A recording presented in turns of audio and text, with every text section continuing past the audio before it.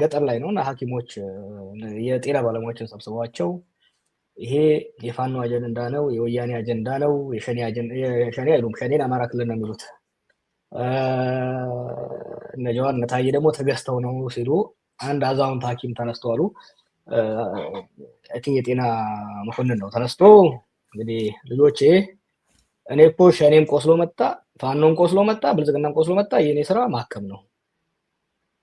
አንድ አሁን ችግሬ ሁለት ነገር ነው። አንደኛ እየተገዳደላችሁ ስራ አብስታችሁብኝ በተፈጥሮ ህመም የሚመጣውን ለማክም ያለኝ እድል ጊዜ አጣበባችሁብኝ። ፕሊዝ አትገዳደሉ። አስዋን ሁለተኛው ደግሞ ሌላው ችግሬ በአንድ ቀን ተረጋግቼ ህዝቡን እንዳረዳ እንዳላክም ሆዴ ባዶ ነው። ልጆቼ ከቤት ይጮሃሉ። ስለዚህ የደሞዝ ማስተካከያ አድርጉልኝ። እዚህ ጋር ሊኖር የሚችል ጥያቄ ይሄ ብቻ ነው። አንድ ከትግራይ እስከ ሶማሌ እስከ አፋር ቤኒሻንጉል ኤቭሪ ቦታ ሰው እንደዚህ ተነስቶ ሲጠይቅ መከፋፈል እንደማያዋጣ ነው። ምክንያቱም አየው ህዝቡ እኮ አንዱ የኢትዮጵያ ውስጥ ባለፈው 7 ዓመት የፖለቲካና የጦርነት ቀውስ ውጤት የዋር ፋቲግ መጥቷል። it has had an humbling effect on all of us. at least I'm rolling ሊከፍት ለቻለ ህዝብ እና ግለሰቦች የሚያረጋጋ ኤክስፒሪየንስ ነው። ስለዚህ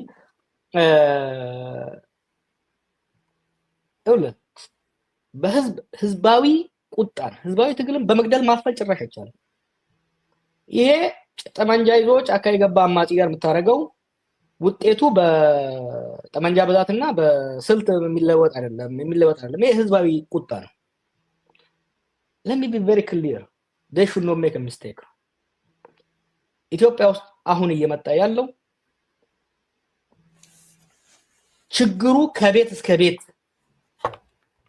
እያነካካ የኢኮኖሚ ችግሩ አሁን ምንድነው? ቅድም አንዱ ጠያቂ ያለው ለምንድነው የሐኪሞች ብቻ አይደለም የሁላችንም ነው። እስትሩ ኢትዮጵያ ውስጥ የኑሮ ውድነቱ እየጎዳ የሌለው የብልጽግና ካቢኔዎች ብቻ ነው። እነኚህም ራሱ አስተባባሪ ኮሚቴ ኮሬክ ኢንቨስቱ ይባላል። እነሱና የተወሰኑ ከነሱ ጋር የተለጠፉ ባለ ሀብቶች እንጂ በዚህ የኑሮ ውድነት ህይወቱ ያልተናጋ ችግር ውስጥ ያልገባ አንድም የለም። እነኚህ ሰዎች ደግሞ ቢደመሩ 10,000 ቢሆኑ እነዚህ ሰዎች ከመንግስት ይዘርፋሉ፣ ከህዝብ ይዘርፋሉ። ለምሳሌ ነው they talk to me መጀመሪያ አንዱ የነበራቸው ምንድነው ለምን ነው ተዋሸው በ10,000 ኢትዮጵያ ማንም አይሮርም አለኝ አንድ የወረዳ አስተዳዳሪ ማቀው ነው እና አዲስ ተደማሪ ነገር ነው። he didn't believe it እሱ ራሱ ምክንያቱም ኦን አቨሬጅ ለምሳሌ እነሱ በሳላሪ ውስጥ በሄዱ ቁጥር ድርጎ ምናምን እያሉ ያገኛሉ። ይሄ እንግዲህ ከጉቦ ውጪ ነው።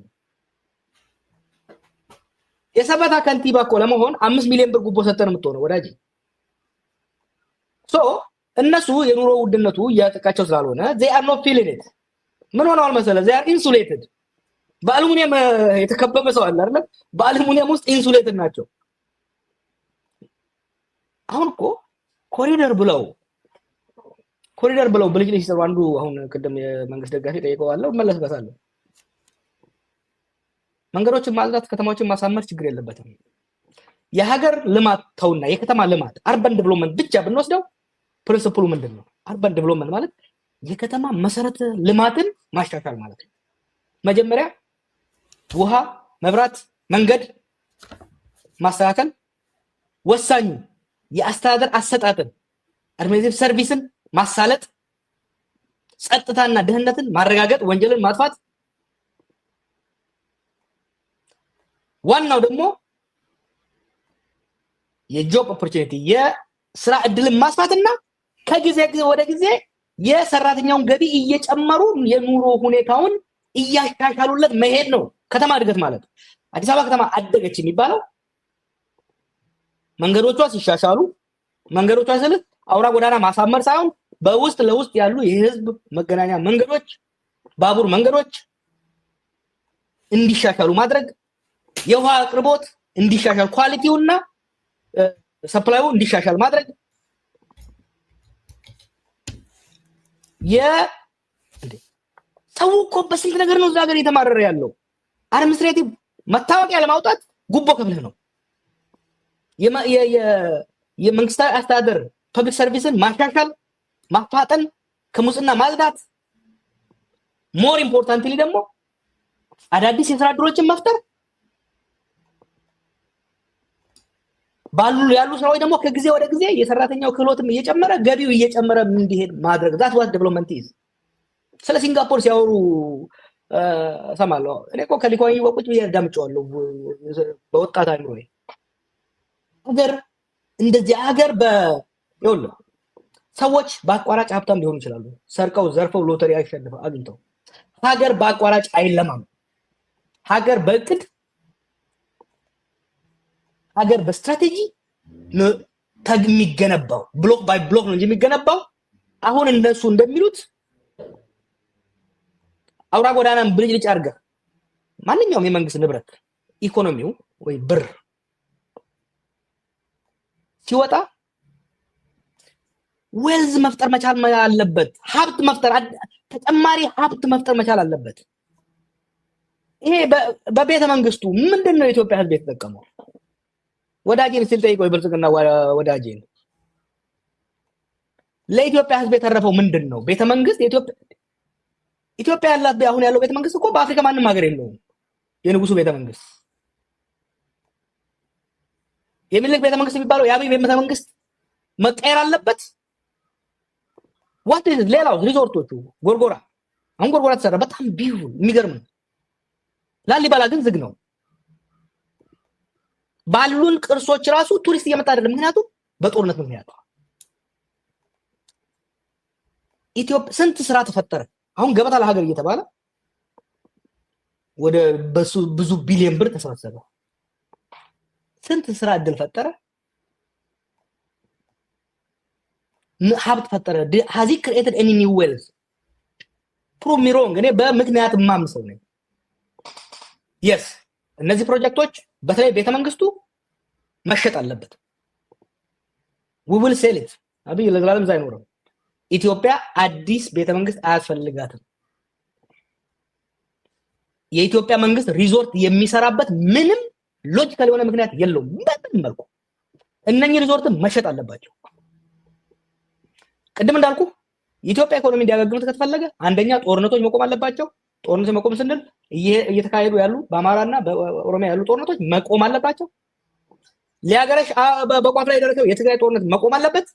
ከኤርትራ ጋር እየተካሄደ ያለው የሰጣ ገባ ወደ ጦርነት እንዳይመራ መከላከል አለብን። ምክንያቱም ይሄንን ሐኪሞቹ በደንብ ይረዱታል። አንድ ሰው ቆስሎ ከመጣ የመጀመሪያው ስራ ደሙን ማቆም ነው። እንደገና ደግሞ ሌላ ኢንፌክሽን እንዳይመጣ መከላከል ነው። ከዛ ጋር ደግሞ ይሄ በየኮ ሀገሪቱ እንደ ሰው በደረተ ሰው እኮ የራሱን ንብረት እንኳን እንዲያጫወትበትም እንኳን ያገር መጫወቻ እኮ ነው ያደረገው። ድሮን አለኝ ወንድሜ የብልጽግና ወንድሜ አንደኛ አከብራለሁ ዲሲፕሊን በሆነ መልኩ በመጠየቁ ኢንተርኔት ላይ ፌስቡክ ላይ እንደሚረብሹ ሳይሆን በዲሲፕሊን መጠየቁ ጥሩ ነገር ነው። የድሮን ሾው ምንድነው ሰውን ኢንስፓየር የሚያደርገው? ቲክቶክ ላይ እኮ ያዋል ሰው ደግሞ how insensitive is it? ሐኪሞች ዳቦ አጣም ብለው በሚያለቅሱበትና ስራ ባቆሙበት ቀን ድሮን ማለት እኮ አሻንጉሊት ነው። የመብራት ድሮን ማለት በነገራችን ላይ ድሮን ጥቅም ያለው አለ። ለአረም ማጥፊያ ሀገራችን ውስጥ መኪና የማይደርስበት መድኃኒት ለማድረስ ለብዙ ነገር ድሮን መጠቀም እንችላለን። የድሮን ሾው ግን አሻንጉሊት ነው፣ የህፃናቶች መጫወቻ ነው። አብይ እንደ ህፃን በሀገር እየተጫወተ ነው። እኔ ስለሱ ማነሳው ሀገር የሚመራ ሰው እንደዚህ ህፃን ሆኖ ነው አይቻላል። የሀገሪቷ ዋና በርኒንግ ኢሹ ስራ አጥነት፣ የኑሮ መወደድ ሆኖ ባለበት ቀን በአንድ ጎን በነዳጅ ላይ 10 ብር ጭማሪ አድርጎ በሌላ ወገን ሚሊዮኖች አውጥቶ የራሱን ፎቶ የሚያሳይበት ድሮን ሾው ይሰራል። ይሄ ትውልድ ኢንስፓየር ማድረግ አይደለም። ይሄ የሀገርን የህዝብን የወጣቱን ቅስም መስበር ነው። ያን ጉዳይ ለምሳሌ የኢትዮጵያ ውስጥ ዲሞክራሲ ቢኖር ኖሮ እኔ ሜምበር ኦፍ ፓርላመንት ብሆን የፓርላማ አባል ብሆን ሐኪሞቹ በሶሻል ሚዲያና በሌላ ከሚያደርጉት ዘመቻ በተጨማሪ ሎቢስት ቀጥረው እንደኔ አይነት ሰዎች ድምጽ እንድንሆናቸው ለማሳመን ይሰሩ ነበር። ወይ ደግሞ እኔ በመወዳደርበት ወረዳ ውስጥ ካምፔን በማድረግ የኔ ወረዳ ህዝብ አመለካከት ቀይረው ያ የዛ ወረዳ ህዝብ በሌላ ጫና ፈጥሮ ለሐኪሞቹ እንድናገር ማስገደድ አለባቸው ማለት ነው። that was politics is the basic imagine ሀብታሙ ዛሬ እነዚህ የጤና ባለሙያዎች እንደዚህ በጣም በሚያሳዝን ሁኔታ ታሪካቸውን እየነገሩ ጆሮ ዳባ ልበስ ብል ለሰይ ነገ ለምርጫ ብንቀሳቀስ በምን ሞራል ላይ ነው ለነሱ እጄ ምረጡ ይልም የምችለው? እነሱ ብቻ አይደለም እነሱ የሚያክሙት ሚሊዮን ህዝብ የነሱ ሐኪሞች በራብ እየሞቱ ትላንትና የኛ ነፍስ አዳኞች በረሃብ እየሞቱ እየተጎሳቆሉ ዝም ያልከው ሰውዬ ዛሬ ምን አርግ ልትለን የመጣው ካሉኝ በምንድነው መልስ የምሰጠው? ሶ ኢዝ ማይ ጆብ ስራችን ነው። ጥሩ እንግዲህ የመንግስት ሰዎች ይሄንን ነገር በፈለጉት መንገድ ቀይሰውት ሲያወሩ እየተመለከትን ነው የምንገኘው። ከዛም አልፎ ተርፎ አንዳንድ ዶክተሮችን ተጠቅመው ከጥያቄያችን ወጣ ጥያቄያችን የፖለቲካ አይደለም ከፖለቲካ የጸዳ ነው ከጀዋር ከጥያቄያችን ላይ አንሳ የሚሉ ዶክተሮች ወይ ደግሞ የዶክተር ልብስ የለበሱ ሰዎችን ጭምር ተመልክቻለሁና ይሄንን በደንብ ግልጽ ለማድረግ ያክል ነው። ግን ከዚህ ጋር በደንብ ሊታይ የሚገባ አንድ ነገር አለ። ምናልባት ወደ ህዝቡ ውይይት እንሄዳለን። ከዚህ ጋር የሚታይ አንድ ትልቅ ነገር ምንድነው? መንግስት ለምንድነው ይሄንን ነገር ችላ ማለት የፈለገውና አሁን ነገሮች ከሄዱ በኋላ ትናንትና የጤና ሚኒስትር ከጤና ባለሙያዎቹ ተወካዮችና የማህበራቶቻቸው ጋር እንደተወያየ መግለጫ አውጥቷል። ጎን ለጎን ደግሞ ወደ 80 የሚጠጉ የጤና ባለሙያዎች ታስረዋል በመላው ሀገሪቱና መልሱ መመለስ ያለበት ጤና ሚኒስትር ነው ወይ? ውይይት ማድረግ ያለበት ከነዚህ የጤና ባለሙያዎች ድርጅቶችና ተወካዮቻቸው ጋር ውይይት ማድረግ የነበረበት ማን ነው? መንግስትስ ችላ ያለበት ምክንያት ምን ይመስልሃል? ማለት እነዚህ ዶክተሮችና የጤና ባለሙያዎች ጥያቄያቸውን መጠየቅ የጀመሩ ላይክ ብልጽግና ወደ ስልጣን ከመጣ ጊዜ ጀምሮ ነው።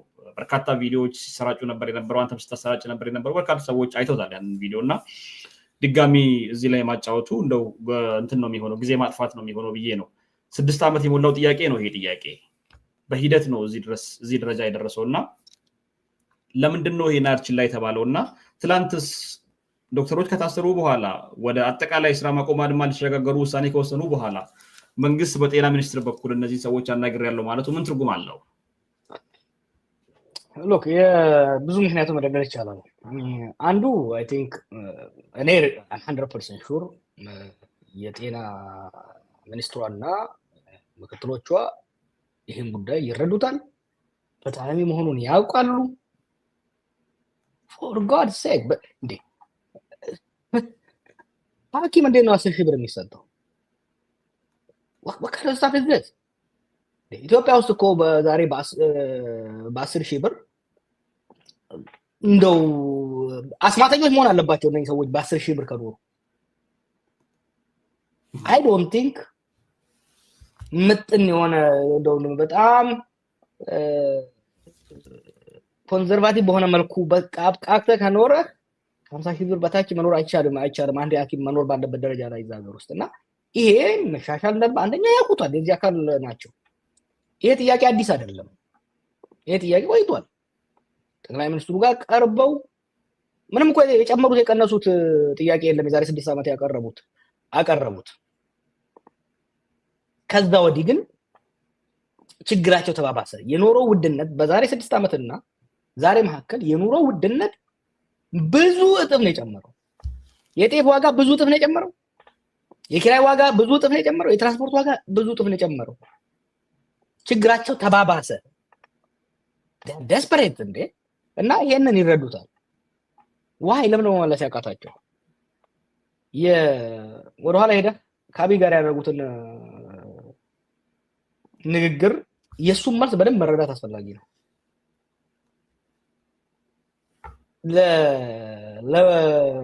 ኦፍ ኮርስ ለምሁራን ለሙያተኞች ያለው ንቀትና ያለው ከንቀት ያለፈ ሪዘንትመንት አለ። ያንን ነው የምታየው ሪዘንትመንት። ይሄ ለተማረው ኃይል ራሱ ላልተማረ ነው መሰለኝ ለተማረው ኃይል ዲፕ የሆነ ሪዘንትመንት አለው። ሪዘንትመንት በአማርኛ እንደሆነ እንጂ ዲፕ የሆነ ሪዘንትመንት አለው። ከዛ የተነሳ ነው እንጂ አሁን ኢቨን ኢትዮጵያ ኢኮኖሚ ችግር አላት እያልን ባለንበት ሁኔታም ራሱ አሁን ባለው ኢኮኖሚ ክራይሲስ ውስጥ የሐኪሞቹን ደሞዝ በብዙ እጥፍ ለማሳደግ የሚያስችል ብዙ እኮ አይደሉም። there are few thousands እኮ የጤና ባለሙያዎች እኮ ብዙ አይደሉም። we're not talking about millions። ይቻል ነበረ። ምን ያመጣሉ ነው። አሁን ደጋግሞ አንድ የሚሉት ነገር አለ በነገራችን ላይ እንዳላስረዝምበት። አይተው እንደሆነ ከታንክና ከምን ያለስ በጦርነት ያልቻሉን በምን ሊያደርጉ ነው? ይሄ እኮ ታንክ አይደለም። የሚበላው ያጣ ሰው፣ በዳቦ የመጣበት ሰው፣ አንድ ማህበረሰብ ወይ የማህበረሰብ ክፍል ከዚህ የበለጠ ምንም አይመጣም ብሎ ከቆረጠ ከታንክ ከጀት ይበልጣል። አንድ ሰው። ሁለተኛ በሰላማዊ ትግል የሚንቀሳቀስ በተለይ ደግሞ ኮዙ ሁሉን የሚያነቃንቅና የሚያሳትፍ ሞራላዊ ልዕልና ያለው የበላይነት ያለው ኮዝ ይዞ የሚነሳ ከሆነ በቀላሉ ሊቋቋሙ አይችልም። ሎክ ዘመቻቸውን ከጀመሩ 1 ወር ነው። ካጧጧፉት ወደ 2 ሳምንት ቢሆን ነው። የስርዓቱ ወደ ስልጣን ከመጣ እንዳሁኑ ከቀበሌ እስከ ቀበሌ ተነቅንቆ አያውቅም። ነቀነቁት ማለት ነው። ምክንያቱም ለነዚህ የጤና ባለሙያዎች የህይወት ጉዳይ ነው፣ የህልውና ጉዳይ፣ የክብር ጉዳይ። የባለስልጣናቱ ደግሞ አላዩትም ጭራሽ ቢኮዝ ደሴቱ ስለሚኖሩት። ይሄ ነው የነቀነቃቸው። መፍትሄውን ማድረግ የነበረባቸው ሎንግ ታይም ነበር። አሁን ደግሞ ምንድነው ያልሞት ባይ ተጋዳይ ነው። አንሸነፍም ለማለት ነው እንጂ እኮ ተሸንፈዋል። in a court of public opinion they are defeated። ግን ያንን ሽንፈት አለመቀበል የሚያደርጉት መጣጣር ነው። መልካም እንግዲህ ቀጣዩን አንድ ርዕስ እናንሳና ወደ ቀጥታ ወደ ህዝብ እናልፋለን። አንደኛው ብልጽግና ሰሞኑን የህዝቡን ችግር በዚህ ደረጃ ካየ ነው። ሌላኛው በተለይ የጤና ባለሙያዎችንና ይሄ የጤና ባለሙያዎቹ ጥያቄ በርካታ ውይይቶችን እናደርጋለን። በመሃል የሚደውሉ ሰዎች የራሳቸውን ሀሳብ ይሰጣሉ። ከዛ በርካታ ነገሮችን ከውስጥ እናነሳለን። ግን ለህዝብ እድል መስጠት ስላለብን በርካታ ሰውም እየደወለ ስለሆነ ለህዝብ እድል መስጠት ስላለብን ብልጽግናስ ምን ውስጥ ነው ያለው? ሰሞኑን ሲያደርጉት የነበረውን የድሮን ትርኢትም ተመልክተናል። የድሮን ትርኢቱንም ስትቃወም ሌላ ጊዜ የፖለቲካ ልዩነት ይመስለን ነበር። አሁን በኢኮኖሚ ባናደግ እንኳን በቴክኖሎጂ ያደርገናል እና የኢኮኖሚ እድገታችንን መቃወም ይቻል ይሆናል። ግን በቴክኖሎጂ እንዴት አደጋችሁ ብሎ ለሰው እንዴት ይቃወመናል? ይሄ ሀገር ከመጥራት አኳያ ነው የሚታየው። ስለዚህ ጀዋር አገር ነው የሚጠላው እንጂ የፖለቲካ ልዩነት ኖሮንም አይደለም። ድሮንን እንዲህ መስራታችንና ማሰራጨታችን ወይ ደግሞ ለህዝባችን በዚህ ደረጃ ትርኢት ማሳየታችን በቴክኖሎጂ የደረስንበትን ምጥቀት የሚያሳይ ነው። ስለዚህ ይህንን ለምን ይቃወመናል የሚል ነገር ይነሳል። ምንድን ነበር ከድሮኖቹ ጀርባ ያለው ነገር? ያለው እውነታ ባውቀውም ከአንተ በደንብ እንስማ ብዬ ነው። እውነታውን ሁሉም ያውቀዋል። ለሁለት ነገር ነው ያ ነገር በጣም የከነከነኝና ተጽፎበት የነበረው። አንዱ ተራ አላስፈላጊ ውሸት ነበር። ይሄ ብቻ አይደለም፣ አብይ ተራ አላስፈላጊ ውሸቶችን ማምጣት ይወዳል። ለምሳሌ ዝናብ አዘነብን፣ ምንድነው ሳተላይት አመጠቅን፣ አሁን ደግሞ ድሮን ሰራን። ተራ ውሸት ነው። ከዚህ በፊት ብየዋለሁ፣ አላስፈላጊ ውሸት። ሁለተኛው ደግሞ ሰው ዳቦ እያለ በጣም ነው። እኔ ድርቅ ብዙ ጊዜ ከሚያጠቃውና በእርዳታ ከሚኖር አካባቢ ነው የመጣሁት። I'm not new to starvation። ለምግብ እጦት የሰው ምግብ አጥቶ መቸገር ከበረሃ አካባቢ ከቆላማ አካባቢ ነው የመጣሁት። I'm not new። የከተማ ነዋሪ በተለይ ደግሞ ከሁሉም በላይ የተማረው አካል ምግብና መኖሪያ አጥቶ ሲያለቅስ በህይወት ያየው ለመጀመሪያ ጊዜ ነው። በማንም ሀገር በነገራችን ላይ እኔ ብዙ ሀገር ሄጃለሁ፣ ከመቶ ምናምን በላይ ሀገር ሄጃለሁ። ከአጭር እስከ ረጅም ጊዜ ቆይቼበት ታዝቤያለሁ። ከኛ ሀገር የባሰ ድሃ የሆኑ ሀገሮች ውስጥ ሄጄ አይቼዋለሁ። ሐኪም ዲስቲቲዩት ሆኖ ለዳቦና ለመኖሪያ ለልብስ ሲያለቅስ አላየሁም። ሪሌቲቭሊ በማንኛውም ማህበረሰብ ውስጥ የጤና ባለሙያዎች የተሻለ ኑሮ ነው፣ በዛ ሀገር ደረጃ ማለት ነው። እኔ የኢትዮጵያ ሐኪሞች ከአሜሪካ እኩል ይኑሩ አይደለም እያልኩ ነው። ኢንፋክት ከኬንያ እኩልም ይሁኑ አይደለም እያልኩ ያለው። የኬንያ ጂዲፒ ፐር ካፒታ ነፍስ ወከፍ ገቢ ከኢትዮጵያ እጥፍ ነው። ስለዚህ የኢትዮጵያ ሐኪሞች ከኬንያ እኩል ይሁኑ አይደለም ነው የምለው። ግን በኢትዮጵያ አቅም ራሱ አሁን እየተከፈላቸው ያለው ነገር ዲዘርቭ አይደለም። ያ ብቻ አይደለም እንጂ የከተማው ማህበረሰብ እየተራበ ነው። የገጠሩ ማህበረሰብ እየተራበ ነው። ይሄ ችግር ደግሞ የመጣው በዚህ መንግስት ጦረኝነት ነው። ሁለት ነገር ኮንትሪቢዩት አድርጓል አሁን ኢኮኖሚ ቀውስ ባለፈው እንደተወያየ ነው። አንዱ ይሄ ማለቂያ የሌለው ጦርነት ነው። ሁለተኛው ከጦርነቱ የተረፈውን ገንዘብ በልዩ ልዩ ፕሮጀክቶች ላይ ማውጣቱ ነው። ህዝብ ራበን እያለ እንደ መልስ የሚቀርበው የድሮን ሾው ነው። ከየት መሰለህ የሚመጣው? ይሄ ወደፊትም የተጠነቀቁ ስለምናገር ነው እንጂ ከየት ነው የሚመጣው? ኢት ካምስ ከብልጽግና አይዲዮሎጂ። ይሄ ፕሮስፔሪቲ የሚባለው ነገር አይ ሆፕ የሃይማኖት ሰዎች ወጥተው በደንብ እንዲገልጹ ፈልጋለሁ። ሰዎችን ልክ ህዝብን እንደ ህፃን ነው የሚያየው። ልክ ህፃን ለምሳሌ ርቦት እያለቀሰ እያለ በታቃጭልለት እሱን ትቶ ሊስቅልህ ይችላል። ማህበረሰብ እንደዛ ነው የሚያዩት። ፊሎሶፊው ምንድነው የሚለው? ሆዱ ደርቆ ሰውየው ፊቱን ቅቤ ቀባው ነው። it is the ideology of this thing, you know. እና ይሄ የወረደ ተራ ህዝብን የመናቅ እንትን ኳሳጡን ሀብታሙ የስቴትሁድነት ስቴትሁድ እንዴ እኛ እኮ እንመለስን ሌሎቹን ስንቃወም ይሁን ኃይለ ማርያምን ስንቃወም እኮ መጥፎ መንግስት ሆናችሁ መንግስት ናችሁ፣ ግን መጥፎ መንግስት ሆናችሁ ስቴት የሚባል ነገር አለ። ይሄን እኮ የዱርዬ ስራ አደረጉት። የተራ ዱርዬ ስራ እኮ ነው ያደረጉት። የሚያሳፍር ነገር እኮ ነው። ስንቱ ዲፕሎማት መሰለ እየደወለ ሲፎግረኝ የነበረው። እንዴት ነው እንደሚደረገው? እና እንደኛ ግን እንዳልኩ ውሸት ነው። ተከራይቶት ነው የመጣው። ሚሊዮኖች አፍስሰውበት አይ ቲንክ 30 ሚሊዮን ምናምን ነው ከግሪያው ኮሚሽን የተያዘበትን አስበው ከፍለው ነው ያመጡት። በዛ ገንዘብ እኮ ብዙ ሊረዳ ይችላል። እና በውሸት ኦኬ የመጀመሪያ ስልጣን ያስከ አንድ አመት ልትዋሽ ትችላለህ፣ ሰዎችን ልትሸውት ትችላለህ። ፈረንጆች የሚሉት ነገር አለ። የተወሰኑ ሰዎችን ለተወሰኑ ጊዜ ልትዋሽ ትችላለህ። ሁሉንም ሰው ደግሞ ሁሌ ልትዋሽ አትችልም። አሁን ከቅጥ አለፈ። አሁን አስጠላ እንጂ ቢዚ ያስጠላ። አስረግጠን እያለፍንባቸው ብንሄድ ነው ጥሩ የሚሆነው ብዬ አስባለሁ። የመጀመሪያው ጥያቄ ከዛን ጀምር ምንድነው መፍትሄው የሚል ነው። ምናልባት ይዛቸዋልና ከዛን ቀጥል እስኪ። መፍትሄው እኮ ግልጽና ቀላል ነው። የጠየቁት ጥያቄ 12 ጥያቄዎች አስቀምጠዋል። ከቀላሉ ጀምር። ቀላሉ እነዚህ ባለሙያዎች የሚከፈላቸው ገንዘብ አይደለም ለወር ለሳምንት አይበቃቸውም። ይሄንን ማንም ሰው የተረዳውና የተስማማበት ሀገር ነው። እንደ ሀገር የተስማማንበት አንድ ጉዳይ ካለ ምናልባት ሰፊውን ያደረገው እሱ ላይክ የዶክተሮቹን ብቻ ሳይሆን በአጠቃላይ የሀገሪቱን ችግር መጣበታለሁ። ምክንያቱም አሁን በርኒንግ ኢሹ መልሰን እንሂድ። እነዚህ ባለሙያዎች ያመጡት ጥያቄ ፍትሃዊ እንደሆነ ጭማሪ እንደሚያስፈልጋቸው ምናልባት ከረጅም ጊዜ በኋላ የተስማማንበት ጉዳይ ከሆነ ካለ ይሄ ነው።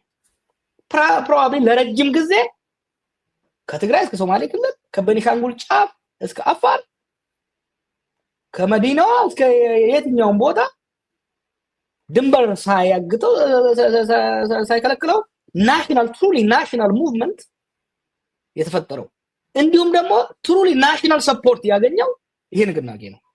ስለዚህ ከምን እንጀምር? ሌሎች ጥያቄዎችን በሂደት የሚመለሱ ጥያቄዎች አሉ። የፖሊሲ ሪፎርም ከሌሎች ጋር ተያያዙ። ኢሚዲየትሊ ግን እነዚህ ሰዎች መበልተው ማድረግ ስላለባቸው የክፍያ ጭማሪ ሊደረግላቸው ይገባል። ይሄ ቀላል ነው። ጥያቄው ገንዘብ ከየት ይምጣ ከተባለ ገንዘብ አለ። ኢትዮጵያ ገንዘብ ትልቅ ኢኮኖሚ ነው፣ መክፈል ይችላል።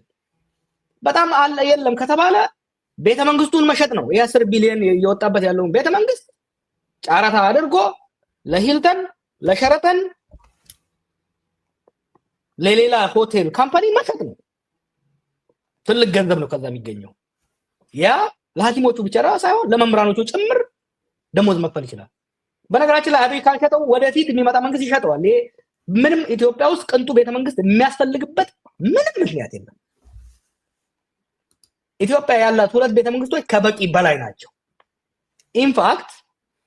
ኢንፋክት መናጢዳ ሀገር ሆነን ባለስልጣናት ወደ ቤተመንግስት የሚሰሩበት ምንም ምክንያት የለም። በብዙ ሀገራት ውስጥ ሄጃቸዋለሁ። ጠቅላይ ሚኒስትሮችና ፕሬዝዳንቶች እኮ የሚኖሩት ቢሮ እኮ ማለት ነው። ገንዘብ የለኝም ካለ በጀት የለኝም ካለ ቤተመንግስቱን ይሽጥና፣ ምክንያቱም ቤተመንግስቱ የኢትዮጵያ ህዝብ ጥያቄ አይደለም፣ የኢትዮጵያ ህዝብ አይፈልገውም፣ ይሽጠውና ይፈላቸው። ጀዋር ስልጣን ቢይዝ የመጀመሪያ ስራው ምናልባት የሀገሪቱን ኑሮ ለመቀየርም ሆነ እርምጃ የሚወስደው ቤተመንግስቱን ይሸጣል። በዛ አጋጣሚ ብናስበውና ፖለቲከኛ ቤተመንግስቱና የተሰሩት ሪዞርቶች በሙሉ ወደ ፕራይቬት ሴክተር መዞር አለባቸው፣ ወደ ሆቴሎች። the state has no job, no business in building resorts. ሪዞርት የኢንተርቴይንመንት አካል ነው፣ የቱሪዝም አካል ነው። ይሄን መስራት ያለበት ባለሀብቱ ነው፣ ኢንቨስተሩ ነው። የመንግስት ኃላፊነት ቱሪዝሙን ለመደገፍና ለማጠናከር 1 ሴኩሪቲ ማረጋገጥ፣ 2 ወደዛ ቦታ የሚያስፈልጉ መሰረተ ልማቶች ውሃ፣ መንገድ፣ ኤሌክትሪክ ማስገባት ነው። yes የመጀመሪያው ስራ እነዚህን የህዝብ ሀብት የፈሰሰባቸውን ፕሮጀክቶች ሸጦ ገንዘቡን ለህዝብ አስፈላጊ በሆኑ ፕሮጀክቶች ላይ ማዋል ነው። መፍትሄው በአጠቃላይ ደረጃ የሀገሪቱ መፍትሄ ምንድነው የሚል ነው። ምናልባት መፍትሄው የምትለውን ነገር ጠቆም አድርገን መጨረሻ ላይ እናነሳለን። ግን አሁን ለጠየቁት ጥያቄ ደንበኛችን ወይ ተከታያችን መፍትሄው ትግል ነው ወዳጄ። አንድ ባለፈው የለጠኳት የፍሬድሪክ ዶግላስ ኮት አለ።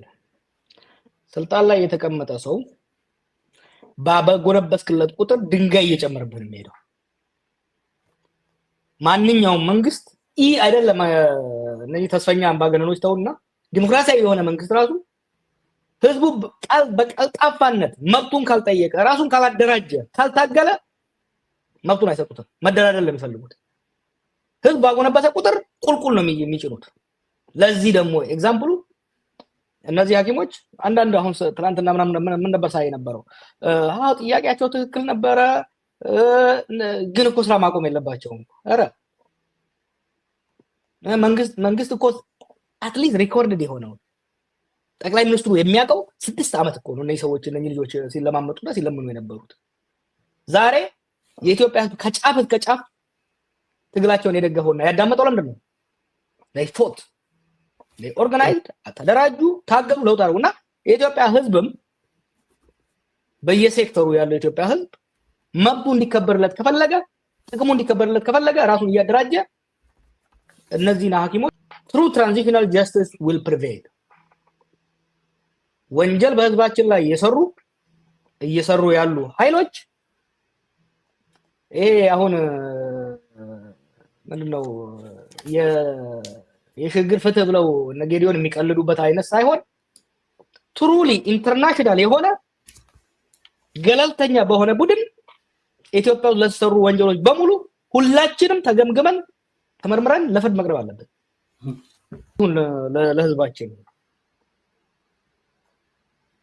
ቀና ብሎ ላሸተተው የለውጥ መንፈስ መጥቷል ኢትዮጵያ ውስጥ። ታሪክ እነዚህን የጤና ባለሙያዎች ዘላለም የሚዘክራቸው ምንድነው? የትግል ተስፋ ቆርጦ ሆዱ እየተቃጠለ ሆዱ እያረረ ዝም ብሎ የተቀመጠውን ህዝብ ወደ ትግል መንፈስ መልሰውታል። የትግል መንፈስ ኢትዮጵያ ውስጥ ተመልሶ ገብቷል። የትግል መንፈስ አንዴ ሲመለስ መጀመሪያ የሚሆነው የፍራቻ መሞት ነው። ፍራቻ ሞቷል። እነዚህ ሐኪሞች ፍራቻን ገደሉት። የነዚህ ሐኪሞች ስራ ህይወት ማዳን ነው። ህይወት እንዳያድኑ አስፈላጊው ግብዓት ስላልመጣላቸው ታማሚን በሚያክሙበት ዋይት ጋዋን ነጭ ጋዋን የኢትዮጵያን ህዝብ ከፍራቻ ለማላቀቅ ፍራቻን ኢትዮጵያ ውስጥ ለመግደል የመጀመሪያውን ጥይት ተኩሶበታል። ፍራቻውን ገለዋል ማለት አንድ የፍራቻ ከተገደለ በአንድ ሀገር ውስጥ መመለሻ የለውም። ስለዚህ change is coming ይሄ ለውጥ በየትኛው ፍጥነት ይመጣል እንዴት ይመጣል ይሄን ለውጥ ከፍለፊቱ ቆሜ ድጦኝ ዳምጦኝ ይሄዳል ወይስ ከዚህ ለውጥ ጋር ተራምጄ ራሴንም ሀገርም አድናለሁ የሚለው ነው የገዢዎቹ ምርጫ መልካም የመጨረሻ ጥያቄያችን ያደረገው ጥያቄ ምንድነው ይሄ ለውጥ ወይ ደግሞ ይሄ እንቅስቃሴ በዶክተሮቹ ብቻ ይወሰናል ወይ ወደ ሌላ ሴክተር ይሸጋገራል ምን እየተሰራ ነው በዚህ ጉዳይ ላይ የሚል ነው ያ ምርጫው ያብይ the ball is now in his court የነዚህ ጤና ባለሙያዎችን ጥያቄ አንደኛ አሁን በሚሞክሩት በማሰር በማዋከብ ምናምን ለማደፍጠት ከሞከሩ ችግራቸው እኮ ከነኚህ ልጆች ጋር አልተማሩም እኛ we went to school with these guys እነኛ በትምህርት ዓለም እንደ ህክምና ከባድ የለም በትምህርት ዓለም ውስጥ ደግሞ እንደ ህክምና ተማሪዎች የሚያጠና they didn't live life እኮ እነኚህ ካድሬዎች እኮ አይገባቸውም እንዴ ህክምና መማር እኮ ማለት መቃጠል እኮ ነው አንደኛ ረጅም አመታት የምታጠናው እኛ እኮ ከአርብ እስከ ቅዳሜ ፓሪ አድርገን እሁድ እኮ ነው ቤት ስራ የምንሰራው these guys work 24 hours minimum of 18 hours minimum of every day for 7 days minimum of 18 hours ነው የሚሰሩት ስለማያውቋቸው ነው እነኚህ ሰዎች ብሪሊያንት ናቸው በማፈን ለምሳሌ አንዴ እንትን ያደርጉት ልንገር አንዴ ሞከሩት የመንግስት ሰዎች ጠዋት ላይ ጽፌው ነበር በዛ በመጀመሪያ ጥያቄው ሲቀርብ ታዋቂ የነበሩ ሐኪሞችን እንዲሁም ደግሞ ድርጅቶችን ኮኦፕት ነው ያደርጓቸው በተለያየ በጥቅም በስልጣን ምናምን ኮኦፕት አድርገዋቸው ነበር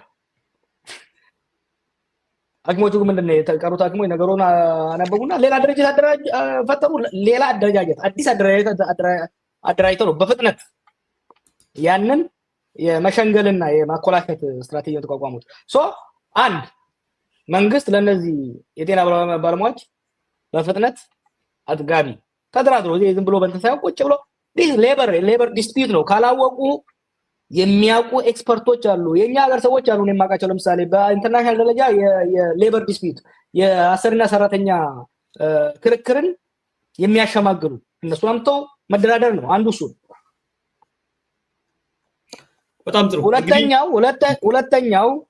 ሁለተኛው ሰው እየተረዳ እንደሄደ ስለሞድ ነው ሁለተኛው ነገሮች እንዳይባባሱና እሳቱ እንዳይቀጣጠል ከተፈለገ በመምራኑ ጋር በፖሊሱ ጋር በወታደሩ ጋር በኮንትራክተሩ ጋር እየተነሱ ያሉት ልጅትነት ጥያቄዎች ወደ መንገድ ሳይወጡ በፍጥነት መልስ መስጠት ፕሪሚቲቭ የሆነ መልስ መስጠት አስፈላጊ ነው አሁን ይሄ ጉዳይ ከወጣ ወዲህ የመንግስት ሙከራ ምንድነው አንዳንዴ እኮ ኢህአዴግን የበላውን በፍጥነት ነው ያደረጉ ያሉት they are just a bad copy of EPRDF right አሁን ምን ያደረጉት ባለፉት አንድ ሳምንት ውስጥ ስብሰባ ነው ያደረጉት ካድሬዎች ሰውን ሰብስበው በ7 አመታት የሰራነው ስራ እነኚህ የውጪ ተላላኪ ኃይሎች ምናምን ወዳጄ ዳቦ አጣሳን ከቤት የምታለቅሰው ሰው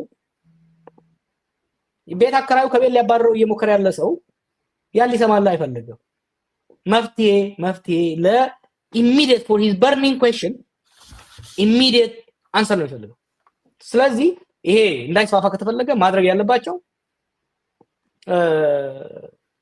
ቶሎ መልስ መስጠት ነው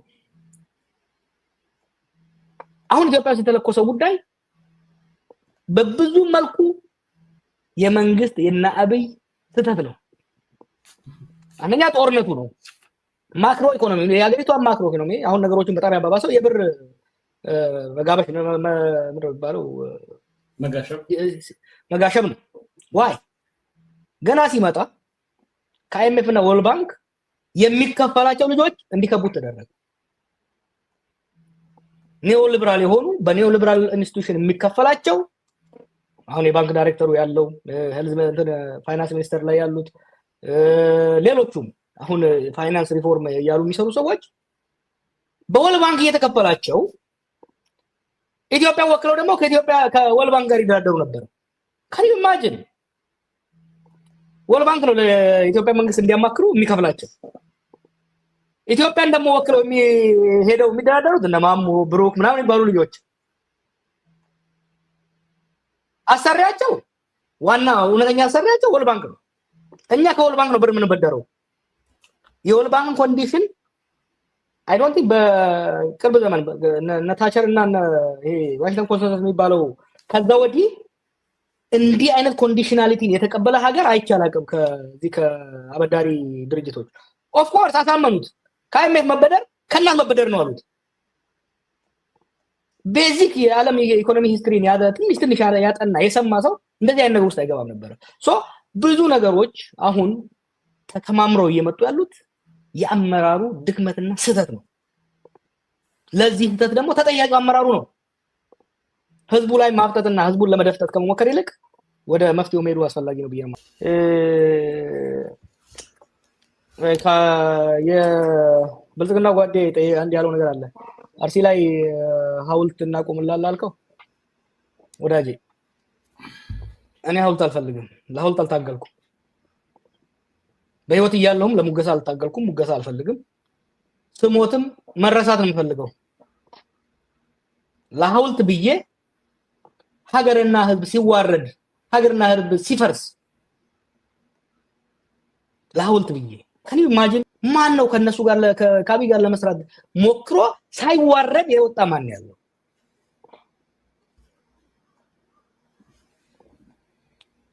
አሁን እያልን ያለ ነው ይሄ it's a question of dignity ለህዝቡ።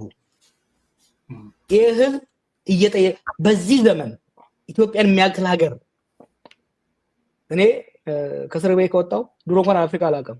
ከእስር ቤት ከወጣው ብዙ የአፍሪካ ሀገሮችን አይቻለሁ። ኢትዮጵያ በብዙ ሀብት ኢንዶድ የሆነች ብዙ ሀብት ያላት ሀገር ነች። ፈጽሞ መራብ ያለበት። እንዴት ነው ኢትዮጵያ ውስጥ ዶክተር የሚራበው? ምን አይነት ብልጽግና ነው የምታወሩት ጓዶች? ትንሽ እንትን የለም እንዴ? ምን አይነት ትውልድ ነው ኢንስፓየር የሚሆነው? ዶክተር ተራብኩ እምበላው አጣሁ ቤት ኪራይ አቃተኝ ዶክተር እኮ what you talking about? በማንም ሀገር እንዲህ አይነት ነገር አይቻላልም። እኔ እንደ ይሄ ሀገራዊ ውርደት ነው። it's a shame. this is national shame. it's an embarrassment. ብልጽግና ውስጥ አምናችሁበት አብይ ወዳችሁ ያላችሁ ልጆች ካላችሁ it's good። ግን የማይሆን ነገር ላይ አትደግፉት፣ አትደጋገፉ። የማይሆን ነገር ላይ ሐኪም ራበኝ እያለ ድሮን አሻንጉሊት የሚጫወትን ሰው incredible insult እኮ ነው። ጨርሻለሁ በዚህኛው ላይ። ጥሩ አንድ እዛው የሁለት ጥያቄዎች ምናልባት እናደርግና ስልክ እንቀበላለን። በድጋሚ አሁን መደወል ትችላላችሁ፣ እንቀበላለን። ጀዋር እያወራ በመሃል መቀበል እችላለሁ እኔ። አንደኛው ሁሌ ችግር ብቻ ነው የሚወራው ችግር ለምን ይሆናል? ከዚህ የተሻለ ነገር ምንድነው? የብልጽግናው ልጅ ደጋፊ ያልከው ልጅና አንድ የዚህ ላይ ጥያቄ የጠየቀው አንድ ወጣት ቢሸጡ የሀገሪቱ ችግር ይቀርፋል ወይ? አሁን የምትላቸው ፕሮጀክቶች ቢሸጡ የሀገሪቱን ችግር ይቀርፋል ወይ የሚል ነው ቀጥታ ጥያቄ የጠየቀውና እነዚህ ሁለቶች ላይ አደረጋን ሳለንና ስልኮች እንቀበላለን። ስለ ችግር ብቻ ለምን ትናገራላችሁ? መጀመሪያ ችግሩን በደንብ የተረዳ ስለ ሐኪሞች ስለምናገር ይሄንን የበለጠ ሊያብራሩ ይችላሉ። diagnosis is more important than prescription። ችግሩን በደንብ መረዳት አለብን። በደንብ ልንግባባበት ይገባል። አፋን ኦሮሞ ሲንጋፈተኒ ቆይ በአማርኛ አልጨርሰው ነው ወደኛ መጣዋለሁ። ችግሩን በደንብ ልንግባባበት ይቻላል። አተ ሚኒመም ኢትዮጵያ ውስጥ አሁን መግባቢያ መጥቷል። አንድ ሀገር እየሄደችበት ያለው ጎዳና የሚያዋጣ አይደለም፣ ወደ ገደል የሚወስድ ነው። ሁለት የችግሮች ዋና ምንጭ አብይ አህመድ ነው የሚለው ላይ ኮንሰንሰስ እየመጣ ነው። ከዛ በኋላ ወደ መፍትሄ መሄድ እንችላለን። ያኛው አነሳው ጥያቄ የነኝ ፕሮጀክቶች ይሸጡ ያልኩበት ሁለት ምክንያት አለ። አንዱ በቢሊዮን ዶላሮች ነው የወጣበት እነዚህ ፕሮጀክቶች። እነዚህ ፕሮጀክቶች መሸጥ በቢሊዮን ዶላር ወደ ኢኮኖሚው ገባ ማለት ማስታገሻ ችግሮችን አሁን ያሉት ችግሮች ለማስታገስ ይረዳል። ሁለተኛ ሲምቦሊክ ቫልዩ አለው። የሀገር ንብረት የሀገር ገንዘብ ልማታዊ ለሆነ የስራ ዕድል ለሚፈጥር ሀብት ለሚፈጥር ፕሮጀክት መዋል አለበት። ለቅንጡና ዋጋ ቢስ ብልጭልጭ መውጣት የለበትም የሚለው የፖለቲካችን መርህ መሆን መቻል አለበት። ይሄን እንደ መቀጣጫ እንደ አስተማሪ መቀጣጫ መጠቀም መቻል አለበት። አይ ሪሜን ፊርም የቤተ መንግስቱ ይቁም አይደለም እያልኩ ያለሁት፣ ቤተ መንግስቱ ይሸጥ። ቤተ መንግስቱ ጨረታ ወጥቶ ጥሩ ዲዛይን ያለው ባይጨርሱትም አብዛኛው ነገር ሰርተውታል። ሆቴል ይሁን ኢንተርናሽናል ሆቴሎች ተወዳድረው ይግዙት፣ የተረፈውን ይጨርሱት። ከዛ የሚገኘው ገንዘብ አሁን ፕሬሲንግ ለሆነው አሁን አስቸኳይ ለሆኑ የሰራተኛው ጥያቄ መልስ ይሁኑ። ሪዞርቶቹ በጨረታ በግልጽ ጨረታ ወይ ሀገር ውስጥ ወይ ሀገር ከውጭ ሀገር ያሉ ባለሀብቶች ተወዳድረው ይስሯቸው። ለስን እንደ ህዝባችን ብዙ ነገር ከህዝባችን ተደብቆ ያለው ወዳጅ እነኚህ ሪዞርቶች በዶላር ነው የተሰሩት። እንግዳ የላቸውም። አንድ ባልደረባይ ከትንሽ ጊዜ በኋላ በፊት ሄዶ ነበር። እዚህ ጨበራ ነው መሰለኝ፣ እዚህ ምን እዛ ሀሌላ የሚባለው መሰለኝ ሄዶ ማናጀሮችን ሲጠይቃቸው በአንድ ወር ውስጥ የመጀመሪያው እንግዳ ነው አንተ ያሉት። this is waste of public finance። እኔ እንዲህ አይነት ነገር አይቻላልም። እንዲህ አይነት በህዝብ ንብረት እንዲህ ሲባለግ I have never seen it። ድሮ በዚህ በንጉሶች ዘመን ኢትዮጵያ ውስጥ እንኳን ያሉ ንጉሶች እዚህን ያህል የባለጉ አይመስለኝም። አንዳንድ ነገሮች ውስጥ እንዲህ አይነት ብልግና ታይቶ ይሆናል። በአንደኛው ክፍለ ዘመን በመንግስትና የህዝብ ሀብት እንደዚህ ሲባለግ አይቻላልም። ስለዚህ ይሸጡ ምለው አንደኛ ከሚገኘው አንደኛ ነው ሪዞርቶች ቤተር በግለሰቡ በፕራይቬት ሴክተሩ የተሻለ ስራ ይኖራቸዋል፣ እድል ይፈጥራሉ። ምክንያቱም ገበያ አትራክት ያደርጋሉ ለራሳቸው ተርፍ ሲሉ። ሁለተኛ ከሽያጩ የሚመጣው ገንዘብ ፕሬሲንግ ለሆኑት ለአሁኑ ችግሮቻችን